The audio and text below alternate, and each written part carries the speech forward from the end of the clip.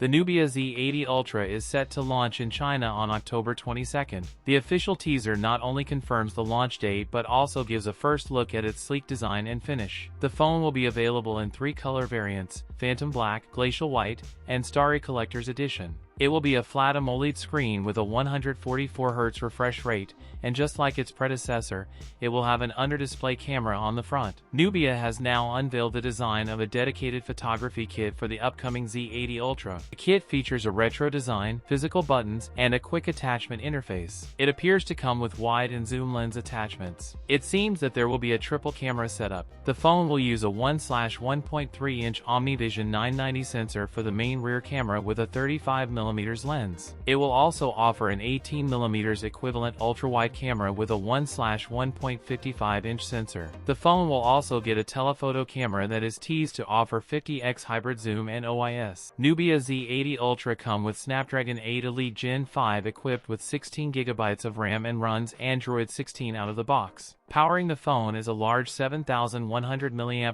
battery that supports 90W fast charging. That's it for today's video. If you enjoyed it, don't forget to like, comment, and subscribe for more content. Thanks for watching, and I'll see you in the next one.